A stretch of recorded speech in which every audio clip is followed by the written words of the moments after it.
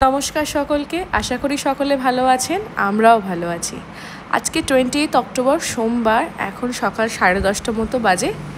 আমরা কালকে রাত্রি 9টা নাগাদ সবাই মিলে গিয়ে জগন্নাথ দেবকে দর্শন করে এসেছি। রাত্রিবেলা হলেও ভিড় কিন্তু বেশ ভালোই ছিল, তবে সকালের তুলনায় কম ছিল। যাই হোক, খুব ভালোভাবে মন প্রাণ দিয়ে জগন্নাথ দেবকে দর্শন করেছি, এটাই একটা শান্তি। এখন আমরা ব্রেকফাস্ট করে এসেছি ব্লু ফ্ল্যাগ বিচ।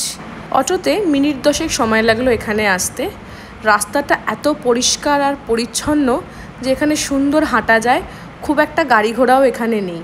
এটা হচ্ছে টিকিট কাউন্টার, এখান থেকে টিকিট কেটে আপনাকে ভেতরে ঢুকতে হবে। খুব সুন্দর একটা ক্যাফে আছে, আর ডান দিকে হচ্ছে কার পার্কিং। টিকিটের ভেতরেই টাইমটা মেনশন করা থাকে যে টিকিটটা কতক্ষণ ভ্যালিড। তো আমরা বিচের ভেতর ঢুকে গেছি। বিচটা এত সুন্দর, ওয়েল মেনটেন্ড, পরিষ্কার পরিচ্ছন্ন, কোথাও কোনো নোংরা নেই। সুন্দর লম্বা করে চেয়ার পাতা আছে যেখানে সবাই বসে এনজয় করছে। আর ওয়েদারটা এত সুন্দর ছিল যে আমাদের কোনো কষ্ট হয়নি, কারণ আমরা বেরোবার আগেই খুব বৃষ্টি হলো, ফলে সেই গরমটাও ছিল না।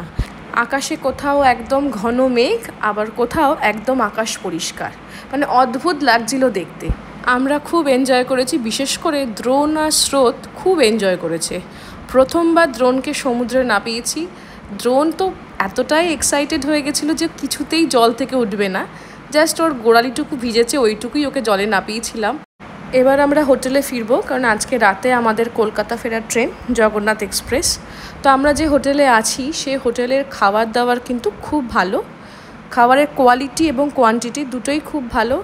আর যেহেতু দ্রোণ আর স্রোত খুবই ছোট, তো আমরা ওনাদেরকে যখন যেরমভাবে ওদের জন্য খাবার চেয়েছি যে একটু নরম করে ভাত বা খিচুড়ি, ওনারা কিন্তু ঠিক সেরকমভাবেই আমাদেরকে বানিয়ে দিয়েছেন।